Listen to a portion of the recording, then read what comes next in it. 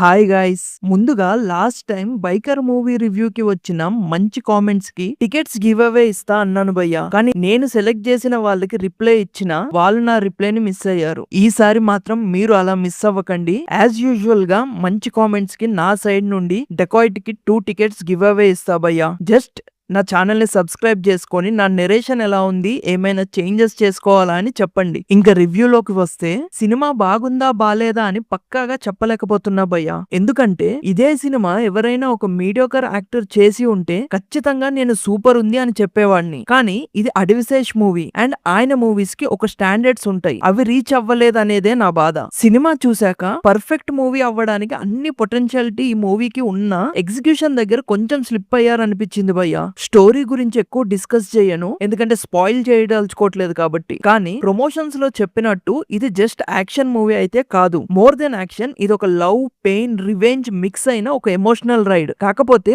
అందులో ఆడియన్స్ ని కంప్లీట్ గా ఇన్వాల్వ్ చేయలేకపోయారు. స్టార్టింగ్ నుంచి మూవీ అయితే ఎటువంటి డైవర్షన్ లేకుండా dark, intense and serious tone తో క్లియర్ గా సెట్ చేస్తారు భయ్యా. ఇలా ట్రూ టు ది జోనర్ ఉండటంలో చాలా మూవీస్ ఫెయిల్ అవుతాయి, కానీ ఈ మూవీ ఆ విషయంలో సక్సెస్ అయిందనే చెప్పాలి. ఇంకా పర్ఫార్మెన్సెస్ విషయానికి వస్తే అడివిశేష్ యాజ్ యూజువల్ గా సాలిడ్ పర్ఫార్మెన్స్ ఇచ్చాడు భయ్యా. Expressions, body language, especially emotional scenes లో చాలా వరకు మనకి హరి అనే క్యారెక్టరే కనిపిస్తుంది. కాకపోతే మోర్ దెన్ అడివిశేష్ నాకు మృణాల్ ఠాకూర్ సర్ప్రైజ్ అనిపించింది భయ్యా. క్యారెక్టర్ లో డెప్త్ ఉంది, ఆ ఇన్నోసెన్స్ అండ్ వల్నరబిలిటీ క్లియర్ గా పోర్ట్రే చేసింది. చాలా డేస్ తర్వాత ఫీమేల్ క్యారెక్టర్ ని ఈక్వల్ లెవెల్లో ఇంపార్టెన్స్ ఉన్న క్యారెక్టర్ అనిపించింది. ఇంకా హానెస్ట్ గా చెప్పాలి అంటే సినిమా మెజారిటీ ఆమె చుట్టే రివాల్వ్ అవుతుంది. సినిమా మొత్తం వీళ్ళిద్దరు చుట్టే తిరుగుతుంది కాబట్టి మిగిలిన క్యారెక్టర్స్ ఏమీ నాకు అంత ఇంపార్టెంట్ అనిపించలేదు భయ్యా. ఇవన్నీ పక్కన పెడితే సినిమా నాకు టెక్నికల్ గా చాలా స్ట్రాంగ్ అనిపించింది భయ్యా. Especially cinematography, tight close up and wide shots తో